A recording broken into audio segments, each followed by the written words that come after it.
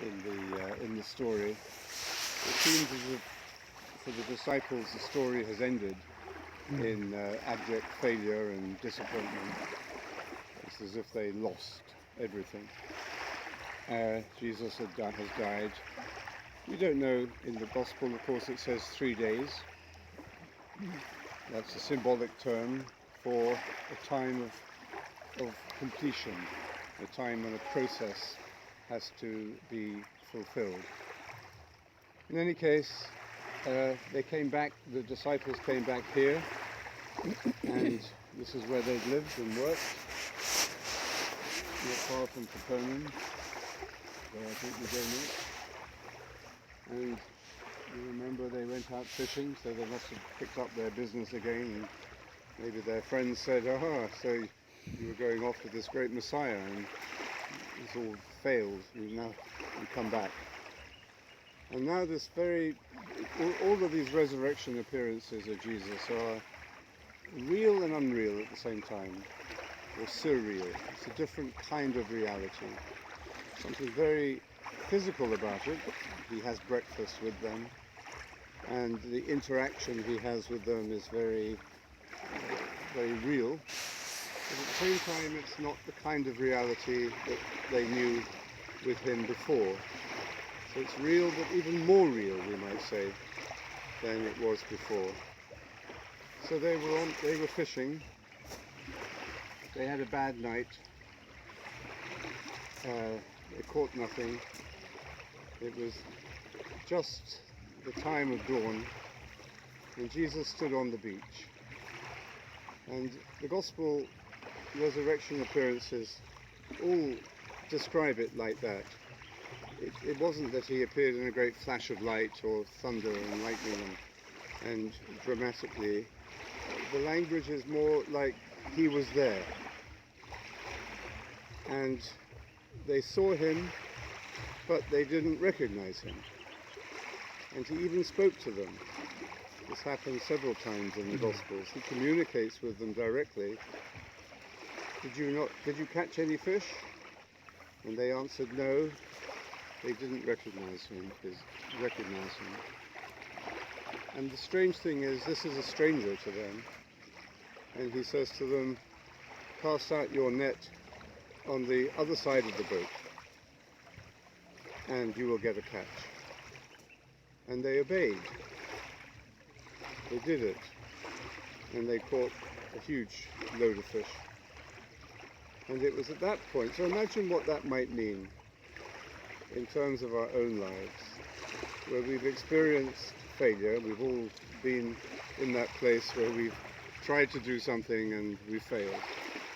And when somebody maybe or something in us makes us try again in a different way, and you think, what's the point? It's over, it's finished. And yet it's that leap in the dark, or casting the net again when it seems most unlikely that you'll get anything. And that's when things begin to turn and hope begins to be restored to your life. And so this very ordinary, simple way, the resurrection appearances are not magical or science fiction type. They're very ordinary, and it's in the ordinary moments that these times of transformation happen. So, and then it's at that moment that one of the disciples recognizes him. You remember who it was? John. Why would John have recognized him? He was closest to him. Yeah. And all he says is, It's the Lord. it is the Lord. And then Simon Peter, what does Simon Peter do? Dressed up. He dressed up. He puts his outer garment on. It must have been very warm. And he throws himself into the sea. What does that tell you about the difference between John and Peter? He's a man of action. Action person. Peter is a man of action. Peter Impulsive. is impulsive. Did Impulsive. Peter make mistakes? Impulsive. Yeah. Why was he the first pope then? He made mistakes and had Because He was just not- jumped. I mean, if you were going to appoint anybody to lead this new institution you were setting up, you would not have chosen Peter. Well, maybe you would, but obviously Jesus did. But he was impulsive. Different kinds of temperament relating to Jesus at this moment in different ways, just as we do. We're very different. This group, we're all already beginning to see how different we are from each other. And yet each of us is capable of a unique relationship with the Lord. And that relationship is our way of relating, it's our way of being with Him. It's the accept, and then how wonderful it is to know that you are accepted as you are by someone who loves you. What a transformation of your life when you realize that you are accepted with all your faults as you are.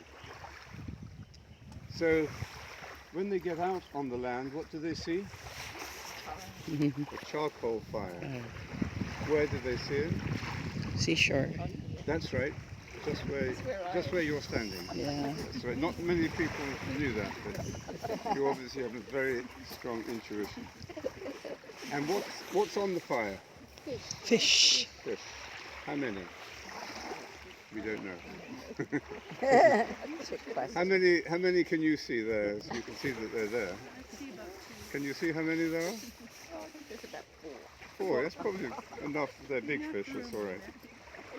And then, so there were already fish on it, and yet Jesus said, "Bring some of the fish you caught." Why does He say that? Because He wants you to bring your own stuff. Yeah. Your own fish and Yes. In other words, they are participating in this simple meal. They're contributing to it. It's not a passive thing. So Simon Peter, again, the proactive one, draws up the net, and then what does Jesus say to them? Come and have breakfast. Come and have breakfast. It's so nice. Huh? It's lovely. I know, it's beautiful. Come and have breakfast. None of the disciples ventured to question Him, "Who are you?" Yeah. knowing that it was the Lord. Why not? They hadn't known, had they? They hadn't known, now they do. So the recognition takes time, doesn't it? Yeah. It dawns on you. Recognition sometimes, Yeah. you're not quite sure when you recognize something. You knew it, but you didn't know that you knew it. Mm. But when you know that you know it, it's obvious. You can't deny it. But also at that moment, you feel a bit disoriented. It's almost as if you're half asleep and half awake. You're moving from not recognizing to recognizing. And so this encounter and meeting doesn't need a lot of analysis, doesn't need a lot of questioning. It happens in its own way itself. And then Jesus came, took the bread and gave it to them, and the fish. So bread and fish. In the morning, bread and fish. In the evening, bread and wine. And this was the third time that Jesus manifested to the disciples after He was raised from the dead. And in English, it's very difficult to find a word that really to translate this, translated here as manifest. It's make yourself known. It's revealing yourself. But again, it's in this subtle and ordinary way that the recognition takes place. And the most ordinary thing we can do is have breakfast with someone or have a meal with them. It's so often then in the Christian life, and especially perhaps in this part of the world, meeting and eating is a way of accepting each other and respecting each other and uniting yourself more closely in communion with them when you share food and drink. So, anybody like to share a personal reflection as we stand here, or to offer a prayer? Either something from the reading